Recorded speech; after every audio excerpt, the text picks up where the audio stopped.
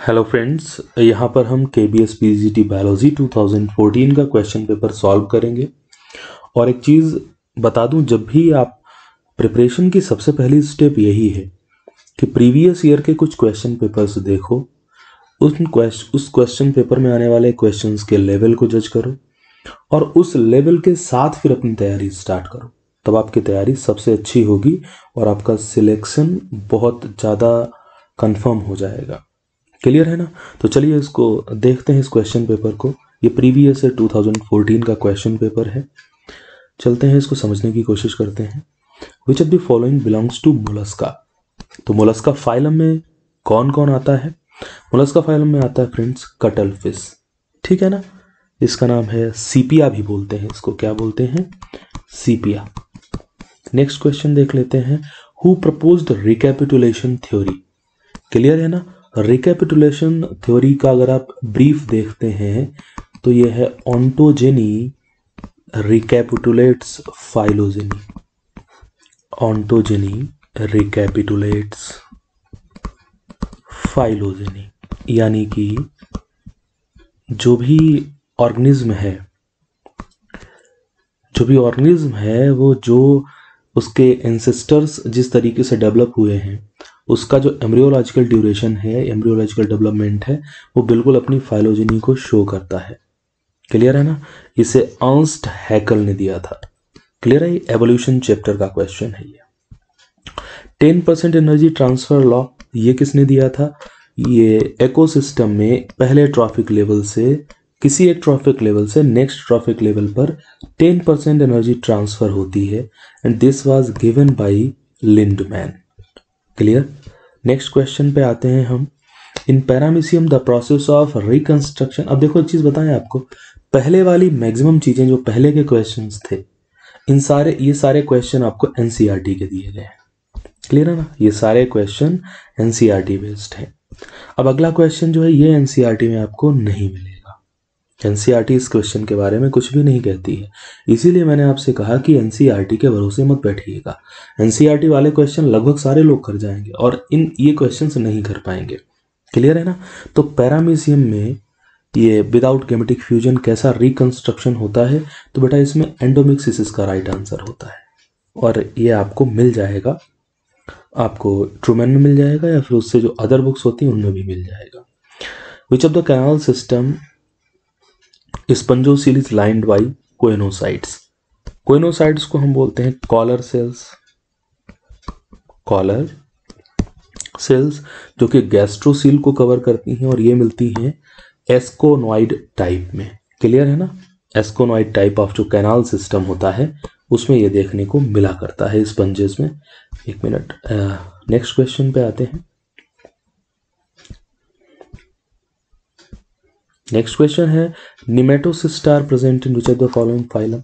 तो निमेटोसिस्ट की वजह से ही नाम क्या रखा गया था? निमेटोडा। क्या रखा गया था? निमेटोडा। और निमेटोडा का दूसरा नाम क्या है? निमेटोडा का दूसरा नाम क्या है? सिलेंट्रेटा। क्लियर है ना? तो इसका राइट आंसर क्या है? सिलेंट्रेटा, जिसमें आपका हाइड्रा आता है। नेक्स्ट क्वेश्चन है ऑक्सीजन हीमोग्लोबिन डिसोसिएशन कर्व कैसा होता है? जब आप इसको पढ़ते हैं, ये बहुत इंपॉर्टेंट क्वेश्चन है और बहुत ज़्यादा पूछा जाता है, हमेशा सिग्मोइड होता है। कैसा होता है? It is always sigmoid. जब आप इसको स्टडी करेंगे तो ये कुछ इस टाइप का बनता है, एस शेप्ड बनता है, इसलिए इसको क्या बोलते हैं? सिग्मोइड बोलते हैं। ऊपर की तरफ हेल्डेन इफेक्ट काम करता है। कौन सा इफेक्ट काम करता है? हेल्डेन इफेक्ट काम करता है। और नीचे की तरफ बोहर इफेक्ट काम करता है। तो ये दो इफेक्ट इसमें काम करते हैं।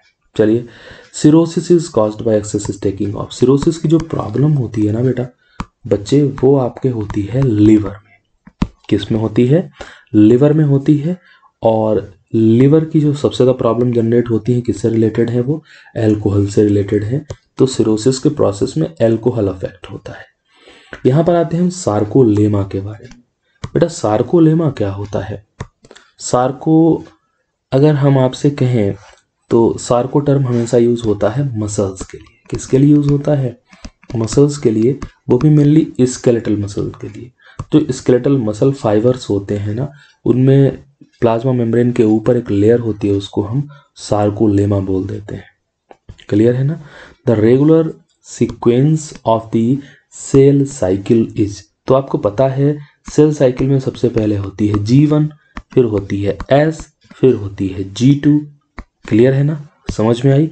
ये तीनों पार्ट किसके हैं, इंटरफेज के हैं। किसके हैं, इंटरफेज के। फिर आती है कौन सी, एम फेज, जिसको माइटोटिक फेज बोलते हैं, और इसके दो पार्ट होते हैं। पहला पार्ट होता है इसका karyokinesis, first part is karyokinesis and second part is cytokinesis. Clear है ना। तो हो गया G1 S G2 और लास्ट में M। देखते हैं क्या दिया है, G1 S G2 और लास्ट में M। क्लियर है ना। आगे की तरफ चलते हैं और नेक्स्ट पार्ट को देखते हैं। Haemophilia is caused by, haemophilia के बारे में आपने सुना होगा। ये एक डिजीज है हीमोफिलिया, जिसका जो किससे रिलेटेड है, जो सिंपल सी अगर आप कंडीशन को समझें तो एक्स लिंक्ड डिजीज होती है। कैसी डिजीज है, एक्स लिंक्ड, यानी कि इस डिजीज का रिलेशन आपके एक्स क्रोमोसोम से होता है और ये होती है रिसेसिव। किसकी वजह से होती है, रिसेसिव। जिस पर्सन को ये डिजीज होती है उसको कंटिन्यूअसली थोड़ी सी भी इंजरी होने पर क्या होती रहती है, ब्लीडिंग होती रहती है। क्या होती है, ब्लीडिंग होती है, और वो डिजीज ठीक नहीं होती है। क्लियर है। तो जीन म्यूटेशन इसका किस में होता है, सेक्स क्रोमोसोम में हुआ करता है। तो हीमोफिलिया एक्स लिंक्ड, एक एक्स लिंक्ड और रिसेसिव डिसऑर्डर है, जिसमें एक पर्सन को इस डिजीज के बारे में सबसे पहले क्वीन विक्टोरिया की फैमिली में देखा गया था। किसकी फैमिली में, क्वीन विक्टोरिया की फैमिली में। नेक्स्ट पे आते हैं animals leading aquatic life so adaptation.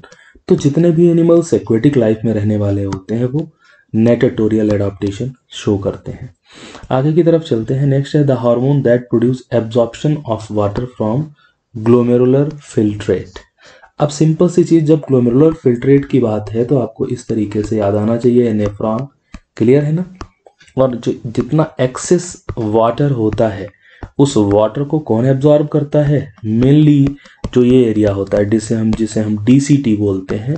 इस DCT पर सबसे एफिशिएंट रोल कौन प्ले करता है, ADH। ADH की फुल फॉर्म क्या है, that is anti diuretic hormone, anti diuretic hormone. और उसका दूसरा नाम क्या होता है, वैसोप्रेसिन। क्लियर है ना।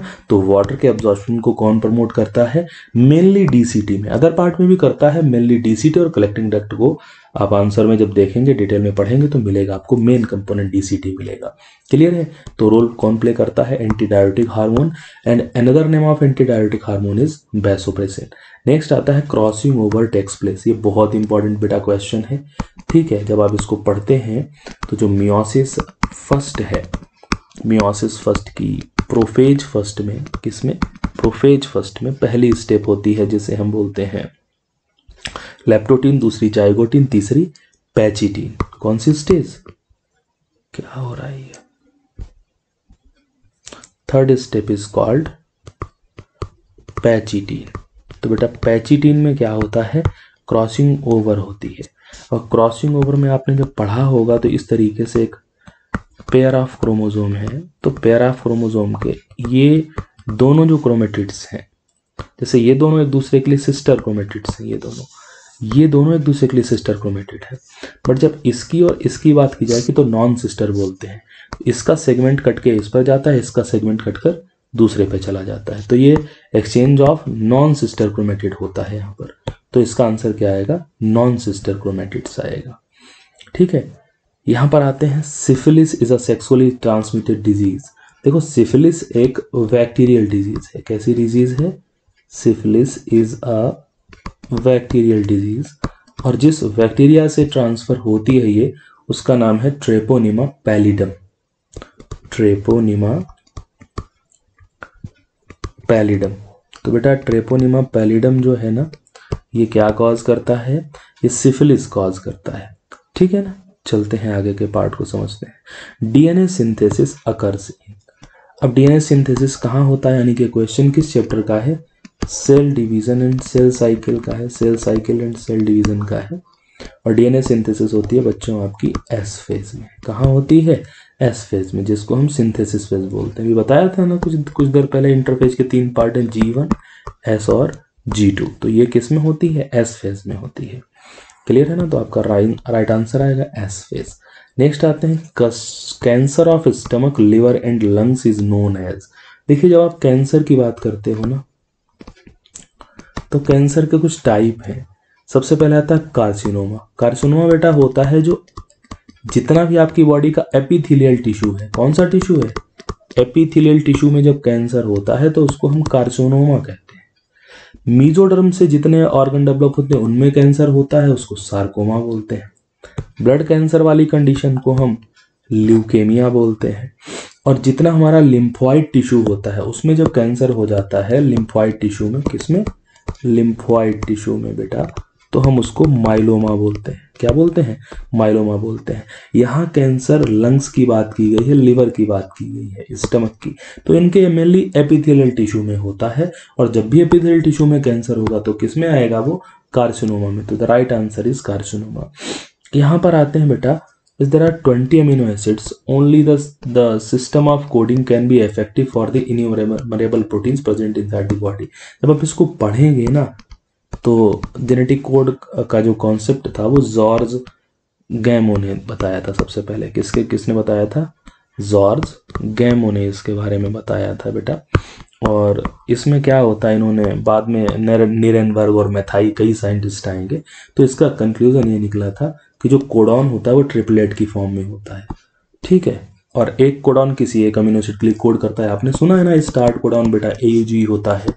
ठीक है, स्टॉप कोडॉन UAA होता है, UGA होता है, UAG होता है, स्टॉप कोडॉन्स होते हैं। तो वही ट्रिपलेट सिस्टम होता है कोडॉन में अप्लाई, उसका वही क्वेश्चन है। Tricuspid valve of the heart in यूथेरियंस present between.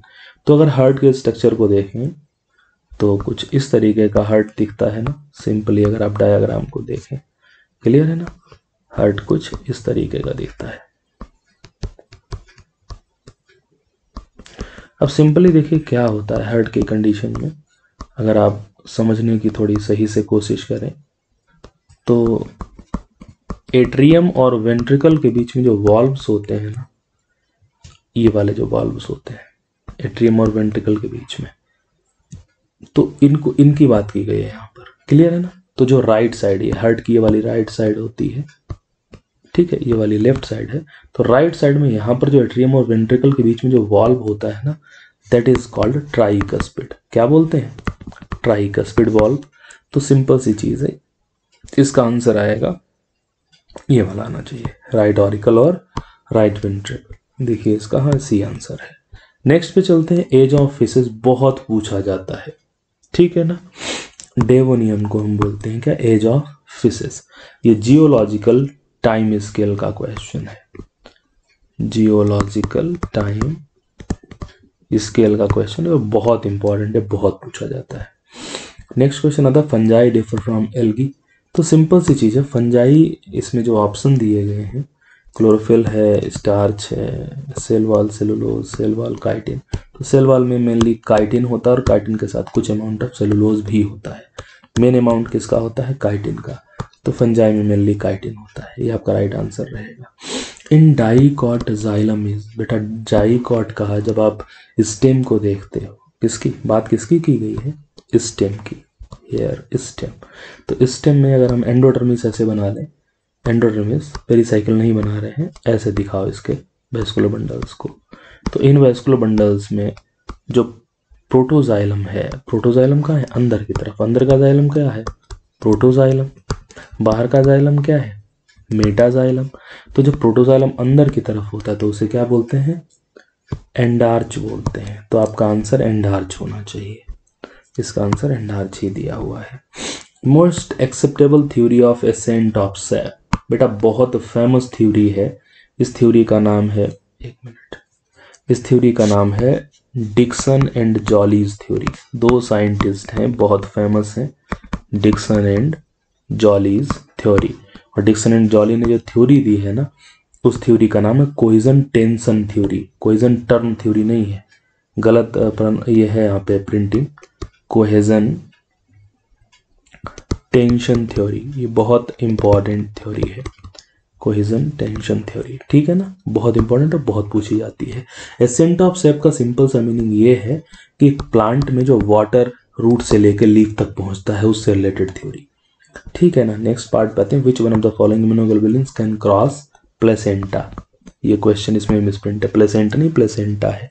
Placenta के थ्रू जो जाती है उनका नाम है IgG, और दूसरी जो इंपॉर्टेंट है वो है IgA।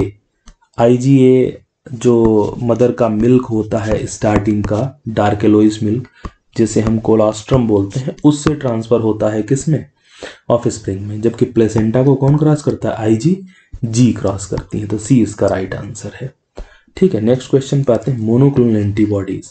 अब देखो एनसीईआरटी में ये क्वेश्चन आपको नहीं मिलेगा, ये क्वेश्चन एनसीईआरटी में नहीं मिलेगा, ये क्वेश्चन दूसरी बुक से ही कवर करना पड़ेगा। पीछे जो भी एसेंट ऑफ सेप वाला क्वेश्चन था ये आपको एनसीईआरटी में नहीं मिलेगा, ये एनसीईआरटी से बाहर की बुक से आया हुआ है, ठीक है ना। तो ऐसे सिलेक्टेड क्वेश्चन होते हैं, जबकि ये पुराना पेपर है, टाइम चेंज हो चुका है, पेपर के साथ टाइम के साथ पेपर की कॉम्प्लेक्सिटी बढ़ती रहती है, तो इतना इजी पेपर आप एक्सपेक्ट मत करें आगे, ठीक है। चलिए देखते हैं इसको, मोनोक्लोनल एंटीबॉडीज में क्या होता है। इसमें मोनो मतलब सेम टाइप की, क्लोन एक ही टाइप की एंटीबॉडीज प्रोड्यूस होती हैं, ठीक है ना। ये भी एनसीईआरटी में नहीं मिलता है, क्वेश्चन नहीं मिलेगा, टॉपिक ही नहीं है एनसीईआरटी में।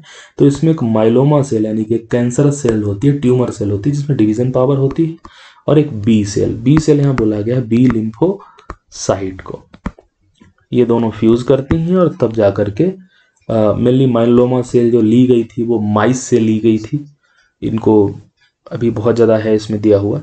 चलिए माइलोमा सेल को लिया गया था, माइस से ली गई थी बी लिम्फोसाइट, ठीक है। तो ये मोनोक्लोनल एंटीबॉडीज का प्रोडक्शन का इसका आंसर क्या होगा, सी सही होगा। यहाँ बहुत डिटेल में जाएंगे तो फिर अगर आपको बहुत डिटेल में चाहिए तो आप कमेंट कर सकते हो, मैं इसको फुल डिटेल में आपको समझा दूंगा।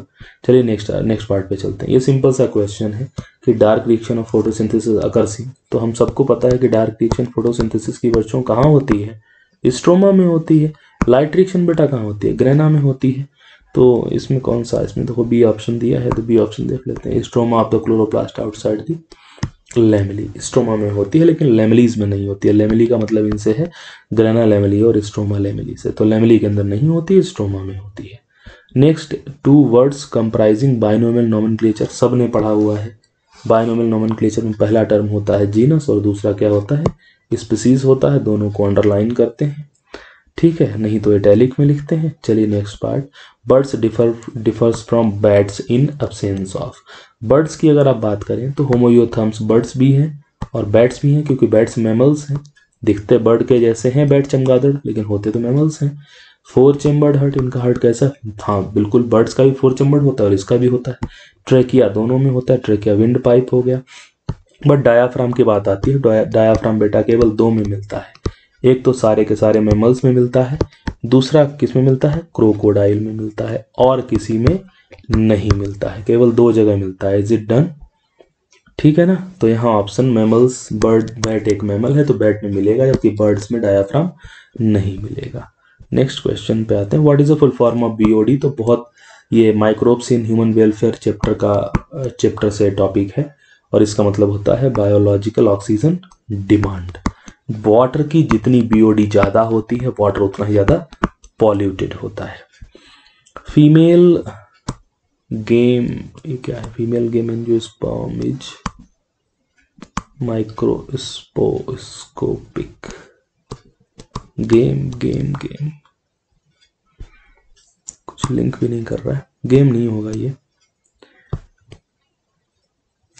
आंसर है इसका डी, एम्ब्रियोसैक। गेम नहीं है, गैमेटोफाइट है।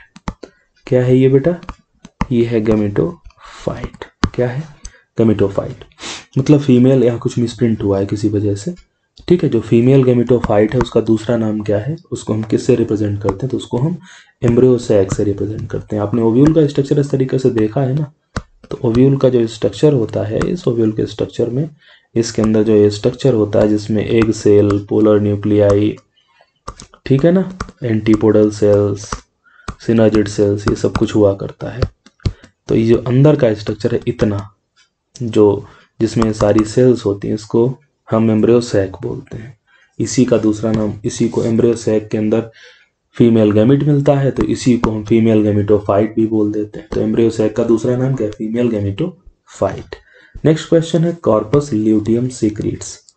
कॉर्पस ल्यूटियम क्या सीक्रेट करता है? हमने बहुत ज़्यादा बच्चों को बहुत अच्छे से याद कराया हुआ है कि ओवरी में जब कॉर्पस ल्यूटियम ओव्यूलेशन के बाद जब यहाँ पे कॉर्पस ल्यूटियम बनता है ना, तो कॉर्पस ल्यूटियम ने ऐसे याद कराया हुआ है प्रोजेस्ट्रॉन, सीपी, पीसी याद कर लो, सिस्टम को पीसी बोलते हैं ना, तो C for corpus luteum, P for progesterone, और पी के साथ एक और पी जोड़ देता हूँ, इसका मतलब होगा प्रेगनेंसी। तो कॉर्पस ल्यूटियम से क्या रिलीज होता है? प्रोजेस्ट्रॉन। और प्रोजेस्ट्रॉन क्या मेंटेन करता है बेटा? प्रोजेस्ट्रॉन मेंटेन करता है प्रेगनेंसी। Is it done? कर लेंगे। Next question, the nutritive cells found in the seminiferous tubules. ये क्वेश्चन ह्यूमन रिप्रोडक्शन का है। जब आप टेस्टीज के अंदर के स्ट्रक्चर को देखते हो, टेस्टीज के अंदर के ट्रांसवर्स सेक्शन को देखते हो, तो उसमें इस तरीके से गोल गोल सेल्स दिखाई देती हैं, ठीक है, जिसमें बीच बीच में सेल्स होती हैं, इस तरीके से पिरामिडल सेल्स होती हैं, जो कि स्पर्म को न्यूट्रिशन प्रोवाइड करने का काम करती हैं, और इन सेल्स का नाम होता है सर्टोली सेल्स। क्या नाम होता है इनका?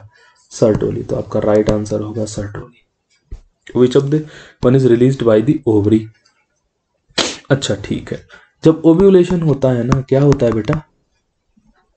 ओव्यूलेशन होता है जब, तो ओव्यूलेशन के प्रोसेस में जैसे हमने ये ओवरी बना दी ये इस तरीके से, और यहाँ ग्रेफिन फॉलिकल रप्चर हुआ, तो यहाँ से जो स्ट्रक्चर बाहर आता है इसे हम ओवम कहते हैं, बट ये ओवम होता नहीं है, ये होता है सेकेंडरी oocyte। क्या होता है? Secondary oocyte। सेकेंडरी oocyte के अंदर जब स्पर्म एंटर करता है तब ये कन्वर्ट होता है किसमें? ओवम में, या फिर एग में कन्वर्ट होता है। जैसे स्पर्म एंटर करता है, फर्टिलाइजेशन उसके बाद होता है, फर्टिलाइजेशन से पहले ये कन्वर्ट किसमें हो जाता है? ओवम में, या फिर अनफर्टिलाइज्ड एग में कन्वर्ट हो जाता है। ये एनसीईआरटी का सिंपल सा क्वेश्चन है। मिडिल पीस मेमेलियन स्पर्म में किसका बना होता है? That is made up of mitochondria, जिसे हम माइटोकॉन्ड्रियल स्पाइरल भी बोलते हैं। क्या बोलते हैं? माइटोकॉन्ड्रियल स्पाइरल भी बोलते हैं। कंट्रासेप्टिव ओरल पिल्स, ठीक है, जो ओरल पिल्स कंट्रासेप्टिव होती हैं उनमें मेनली दो कॉम्बिनेशन होते हैं, एक तो एस्ट्रोजन होता है और दूसरा होता है बेटा प्रोजेस्ट्रॉन। क्या होता है? एक तो एस्ट्रोजन, दूसरा प्रोजेस्ट्रॉन का कॉम्बिनेशन होता है, और इन दोनों हार्मोन्स को कॉम्बिनेशन क्या करता है? ओव्यूलेशन नहीं होने देता है। तो ये आपका राइट आंसर रहेगा। नेक्स्ट क्वेश्चन है माल्टोज इज ओलिगोसैकेराइड। ओलिगोसैकेराइड क्या एक्चुअल में? ये है डाइसैकेराइड। क्या है? डाइसैकेराइड। जब आप ओलिगोसैकेराइड में 2 से लेकर के 6 तक आ जाते हैं, तो 2 से लेकर 6 डाइसैकेराइड पार्टिकुलरली जिसमें 2 मोनोसैकेराइड है, तो 2 मोनोसैकेराइड किस में होते हैं? माल्टोज की बात की गई है, तो माल्टोज का मतलब होता है ग्लूकोज प्लस 2 ग्लूकोज मॉलिक्यूल, तो क्या बनता है? माल्टोज बनता है।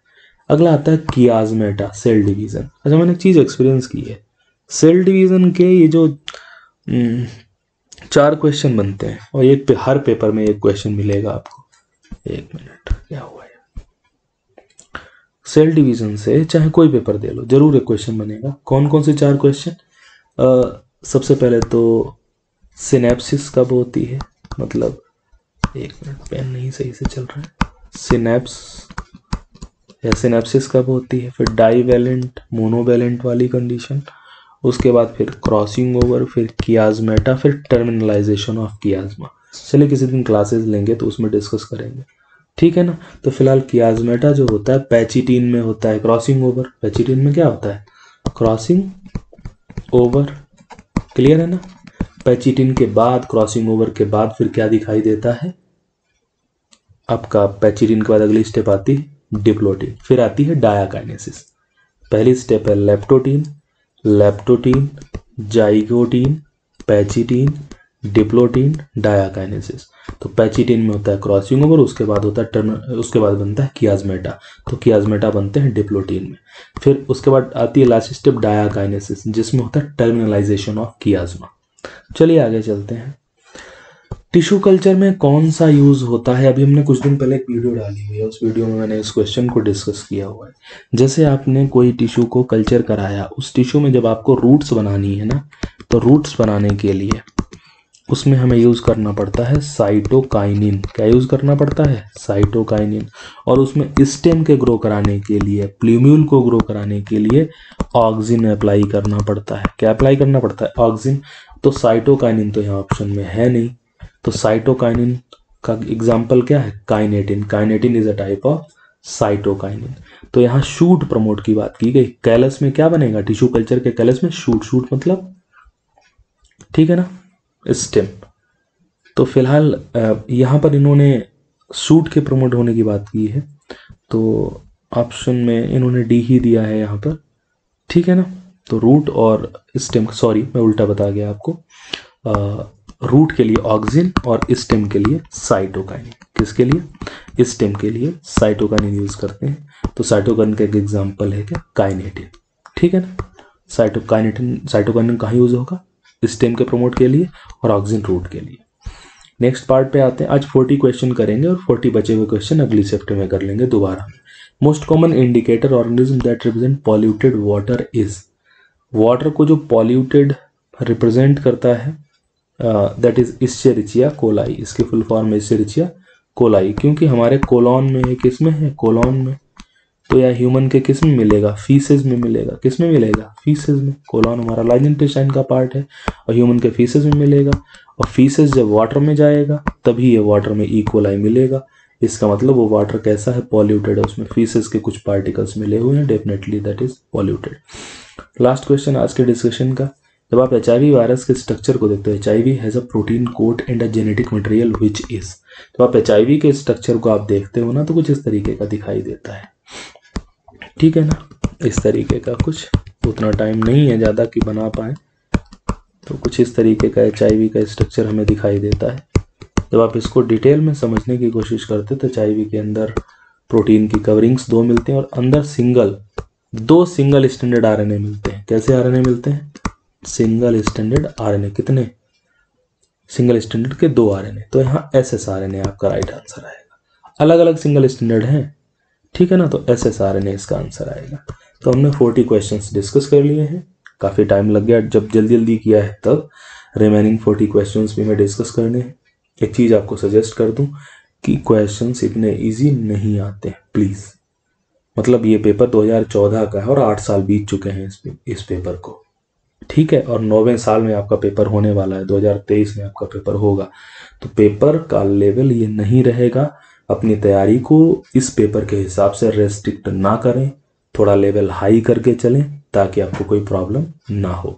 बाकी NCERT दे दी तो फिर आप धुआं में उड़ा देना, बात ही खत्म है, कोई दिक्कत ही नहीं है, ठीक है ना। बट ऐसा होगा नहीं। मेरिट वही डिसाइड करेंगे जो क्वेश्चन आपके बियॉन्ड NCERT आएंगे, ठीक है ना। चलिए, आप अच्छे से तैयारी करते रहिए। धन्यवाद। कोई नई हेल्प मुझसे चाहिए, कुछ और ऐसा जानना है, समझना है, मेरी क्या हेल्प हो सकती है वो मुझे बताएं कमेंट बॉक्स में, आपकी हेल्प करने की कोशिश करूँगा। धन्यवाद।